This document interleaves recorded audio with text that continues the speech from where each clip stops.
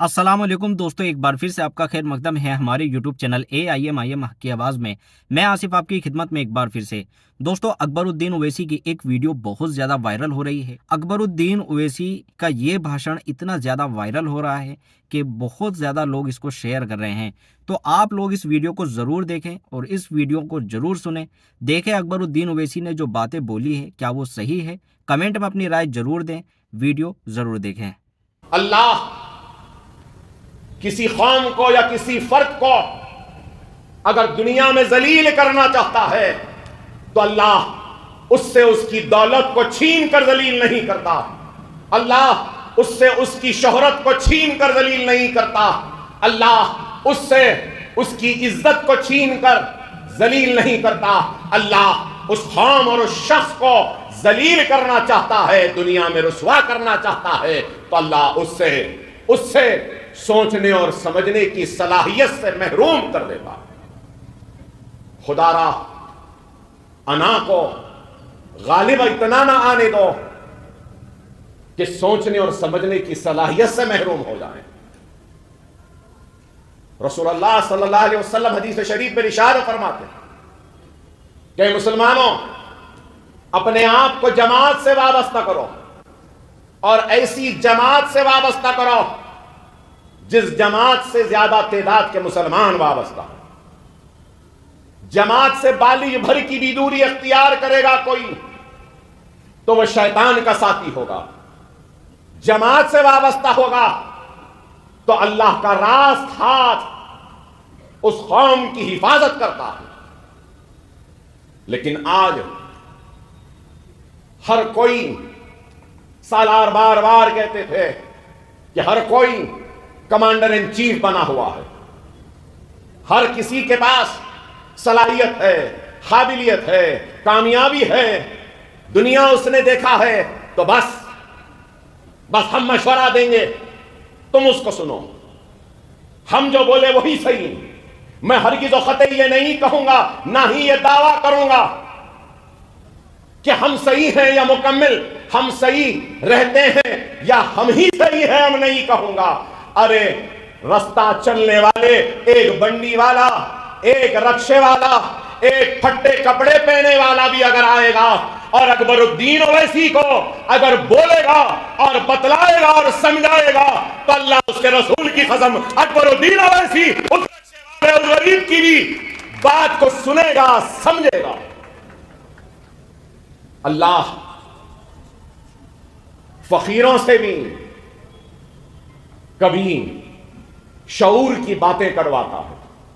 अल्लाह कभी जाहिलों से भी कामयाबी की राह को बतलाता है। अल्लाह जिससे चाहे उससे काम लेता है। अगर कोई ये समझ रहा है कि मैं दुनिया का सबसे काबिल आदमी हूं, दुनिया का सबसे कामयाब तरीन आदमी हूं, दुनिया को मैंने देखा है, तो मैं समझूंगा कि वो कामयाब नहीं, दुनिया के सबसे बड़ा अहमक है तो वो है जो अपने आप को काबिल समझता है, अपने आप को कामयाब समझता है। जिंदगी क्या है? जिंदगी सिखाती है, सीख का नाम जिंदगी है। इंसान जिंदगी गुजारता है तो सीखता है। अकबरुद्दीन ओवैसी ने भी बहुत गलतियां की। अरे मैं गलतियों का पहाड़ हूं, लेकिन मैंने अपने गलतियों पर अल्लाह से माफी चाही तो अपने गलतियों को मैंने तलाशा और उसको दूर करने की कोशिश की, और उन गलतियों को दूर करने के लिए मैंने काबिल लोगों की सोहबत में भी बैठा, तो मैं एक गरीब की सीख को भी सीखता हुआ अपने गलतियों को दूर करने की कोशिश करता। और अगर मुसलमान जो एहतियात और जो इबादतें, जो खैर के काम और जो सब्र का मुजाहरा रमजान में करता है, अगर बाद रमजान भी उसी अमल को जारी रखे तो मेरा ईमान है कि दुनिया की कोई ताकत हमको शिकस्त नहीं दे सकती, दुनिया की कोई रुकावट हमारी तरक्की को रोक नहीं सकती, दुनिया की कोई ताकत हमारे उरूज को रोक नहीं सकती। اللہ راضی تو دنیا راضی، اللہ ناراض تو دنیا بھی ناراض۔ ہم نے اللہ کو راضی کرنے کی کوشش کی، ہم نے اللہ سے اپنے گناہوں کی توبہ کی، ہم نے اللہ سے معافی مانگی اپنے غلط اور غلطیوں پر۔ تو ہم اگر اس سلسلے کو بعد رمضان بھی اگر جاری رکھیں گے تو مسلمان دنیا میں سب سے پیچھے نہیں ہوگا، مسلمان سب سے آگے ہوگا۔ نہ صرف آگے ہوگا بلکہ میرا یقین ہے کہ دنیا کی امامت مسلمانوں کے ہاتھ میں آ جائے گی۔ اس چیز پر ہم کو غور و فکر کرنی ہے۔ آج اگر ہم پچھڑے ہوئے ہیں، کمزور ہیں، پیچھے ہیں، آخر میں ہیں، تو کئی وجوہات ہیں۔ ان وجوہات پہ گفتگو تو کئی موقعوں پر ہوتی ہے، کئی مراکز سے ہوتی ہے، کئی دانشوروں کے ذکر و تذکروں میں ہوتا ہے، تو کئی محفلوں میں ہوتا ہے۔ لیکن میں ان وجوہات پر بیان کرنے سے پہلے یہ اپنی ذمہ داری سمجھتا ہوں کہ غیروں پر اپنی پسماندگی پر تنقید کرنے سے پہلے، اپنے پچھڑے پن پر رونے پلانے سے پہلے، اپنے آخر میں رہنے کے وجوہات کو بیان کرنے سے پہلے ہم کو اپنے گریبان میں جھانک کر دیکھنا ہوگا کہ کیا بات ہے، ہم سے کیا غلطیاں ہوئی، ہم سے کیا کوتاہیاں ہوئی، ہم میں کیا کمزوریاں ہیں، ہم کیسے کیا غلطیاں ہوئیں جس کی وجہ سے ہم پچھڑ گئے، جس کی وجہ سے ہم کمزور ہو گئے، جس کی وجہ سے ہم سب سے پیچھے وہ آخر آ گئے۔ اس پہ غور کرنا، غیروں پر انگلی اٹھا کر اپنی پسماندگی، اپنے کمزوری پر بیان کرنے سے پہلے ہم کو اپنا محاسبہ کرنا ضروری ہے کہ ہم میں کیا خامیاں تھیں، ہم میں کیا کمزوریاں ہیں، ہم میں کیا غلطیاں ہیں کہ آج ہم دنیا میں آج سب سے پیچھے اور آخر کھڑے ہونے پر مجبور ہو گئے۔ اور آج بھی کیا ہمارے پاس وسائل کی کمی ہے؟ کیا آج بھی کیا مسلمان کے پاس کیا دولت کی کمی ہے؟ کیا آج بھی کیا مسلمان کے پاس وسائل نہیں ہیں، دولت نہیں ہے؟ کیا ہمارے ممالک نہیں ہیں؟ کیا ہماری تنظیمیں نہیں ہیں؟ لیکن پھر بھی کیا بات ہے، وسائل ہے، دولت ہے، سب کچھ ہے، لیکن پھر بھی پیچھے ہیں۔ تو کیوں ہیں؟ کیونکہ ہم نے اللہ کی رسی کو مضبوطی سے نہیں تھاما، اس لیے ہم پیچھے ہو گئے۔ اگر اللہ کی رسی کو مضبوطی سے تھامے رکھتے تو شاید ہم پیچھے نہیں ہوتے۔ آج افسوس کے ساتھ کہنا پڑتا ہے کہ اللہ نے ہماری رہبری و رہنمائی کے لیے قرآن کو بھیجا،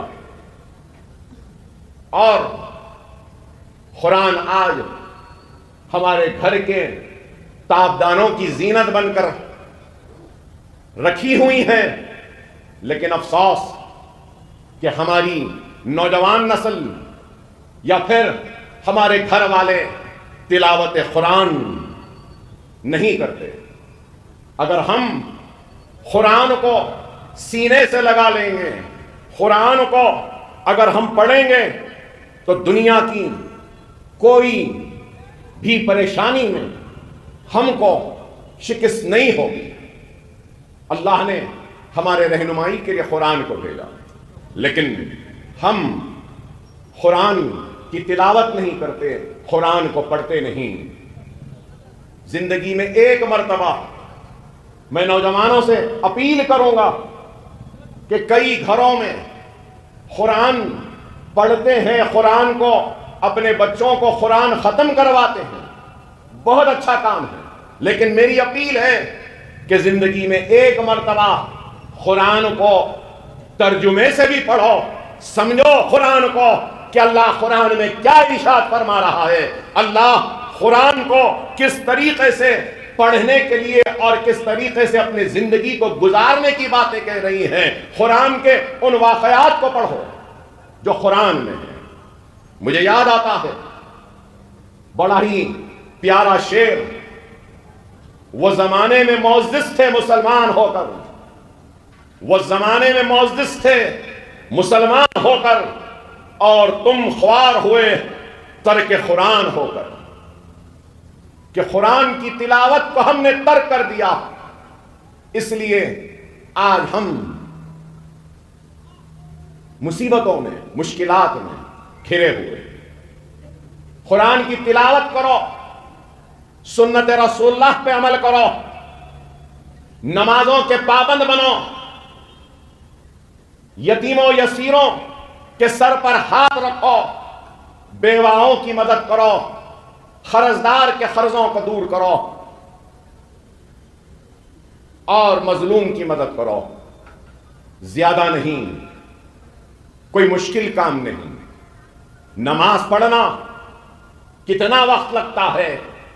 اگر فرض ہی پڑھ لیں تو میں نے کئی لوگوں کو بیان کرتے ہوئے سنا ہے، 24 گھنٹے اللہ ایک دن میں مقرر کیا ہے، 24 آورز، 24 گھنٹے میں اللہ آپ کو سانس دیتا ہے، 24 گھنٹے میں اللہ آپ کو حیات دیتا ہے، 24 گھنٹے میں اللہ آپ کو بے شمار خوشیاں دیتا ہے، 24 گھنٹے میں اللہ سبحانہ و تعالیٰ آپ کو وہ وقت دیتا ہے جو آپ اپنے معصوم بچوں کو اپنے گود میں بٹھا کر ان کی خیخوں کو سنتے ہیں۔ تو اللہ 24 گھنٹے میں آپ کو بے شمار خوشیاں دیتا ہے، کامیابیاں دیتا ہے، دولت دیتا ہے، بہت کچھ دیتا ہے۔ 2 رکعت فجر کے فرض ہی پڑھ لیں تو کتنے منٹ جائیں گے؟ میرے خیال میں شاید 2-3 منٹ۔ ظہر کے 4 پڑھ لیں تو اس کے لیے بھی 4 منٹ، عصر کے 4 پڑھ لیں اس کے لیے بھی 4 منٹ، مغرب کے 3 پڑھ لیں تو 3 منٹ، عشاء کے 4 اور وتر کے 3 7، اور 3 مغرب کے 10، عصر کے 4 14، اور اس کے بعد ظہر کے 4 18، اور فجر کے 2 20۔ 24 گھنٹے عطا کرنے والے کے لیے کیا ہم مسلمان 20 منٹ نہیں نکال سکتے؟ اللہ اس 24 گھنٹوں کے ذریعے تم کو اولاد کی خوشیاں دکھا رہا ہے، ماں باپ کو دکھا رہا ہے، زندگی کی کامیابیاں دے رہا ہے، تم کو دولت سے نواز رہا ہے، خوشیوں سے نواز رہا ہے، آنکھوں کی روشنی کے ذریعے دنیا کے حسن کو دکھا رہا ہے۔ کیا کیا نعمتوں سے اللہ نہیں نواز رہا 24 گھنٹے میں؟ کیا ہم اللہ کے لیے کیا 20 منٹ نہیں نکال سکتے؟ شاید ہمارے پچھڑے پن، ہماری کمزوری، ہماری پسماندگی اور ہمارے آخر ہونے کی وجوہات میں سے یہ بھی ایک وجہ ہو کہ ہم نے اللہ کو وقت نہیں دیا اور اللہ نے ہمارا وقت خراب کر دیا۔ خدا را نماز کے پابند بنو، قرآن کی تلاوت کرو، سنت رسول اللہ پہ عمل کرو، اپنے روٹھے ہوئے اللہ کو منا لو۔